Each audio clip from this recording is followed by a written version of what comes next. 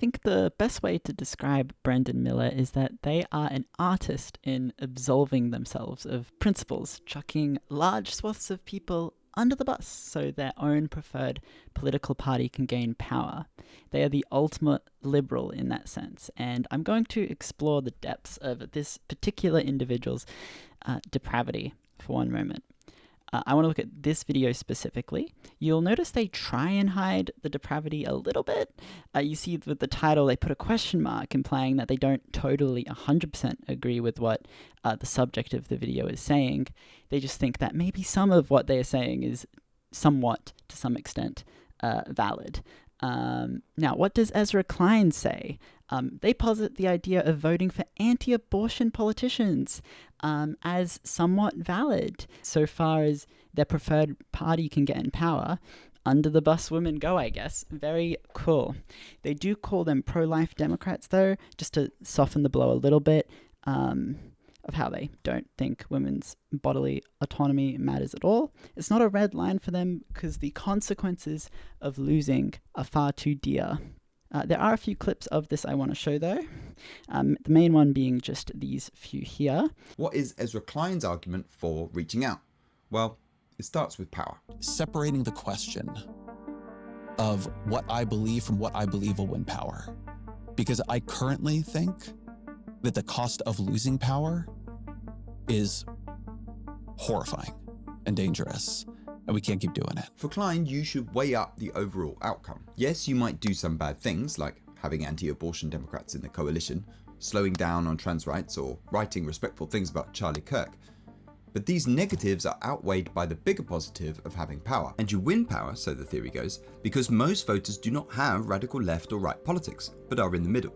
So, if you have two parties competing, a party that can shift from the edge towards the centre will pick up more of the vote. Now, I don't here want to argue that Ezra Klein's specific proposals about anti-abortion Democrats and so on, that those are the right proposals.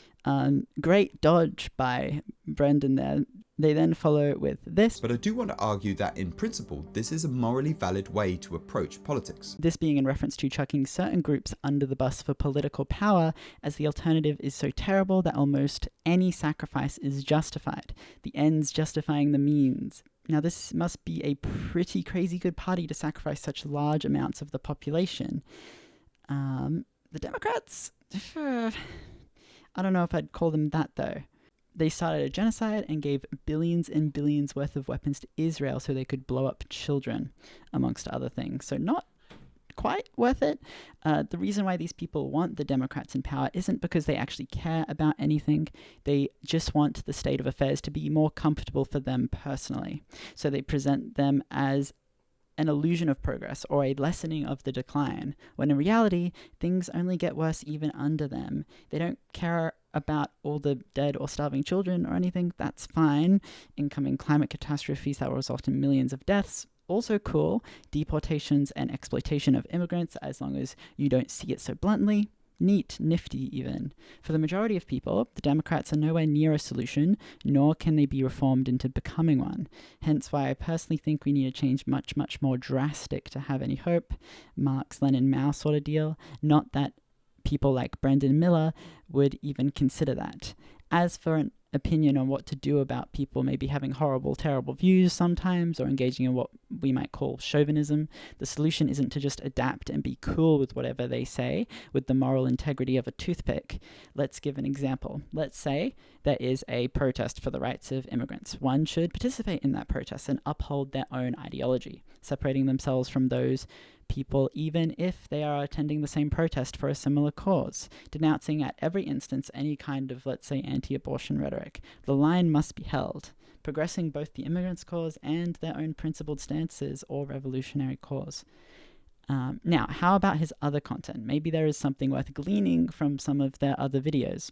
No, everything is trapped in this weird liberal framing that's not worth really looking into or exploring further. The videos on Israel are kind of, have you ever considered how those that slaughter the children should manage their reputation, or what helps them? No, me neither, but Brendan Miller does, for some reason. If I were Israeli, right now I'd be feeling angry and shocked. But the question I'd want my leaders to answer is this: what do my worst enemies want me to do, and how can I do just the opposite. How about presenting serving the military as something noble in order to appeal to conservatives with whatever argument you're trying to smuggle in? Brendan Miller thinks that's awesome. Rather than the values his own side would find most appealing, he appeals to the values of conservatives, those that need most convincing. He points out that the soldiers are loyal, patriotic, and serving the group, making the congressman's insults a betrayal of that idea. And then with this line, Sanders is saying that the congressman is violating the moral idea of authority, not showing proper respect to those that deserve it. All these examples show how giving an issue a different moral flavour can make it more appetising to others, even on issues that those people wouldn't normally support. They may be gay, but they participated in the military that slaughters millions of people in the Middle East for oil, so that clearly overrides the whole homosexuality thing. It's all kind of just really gross.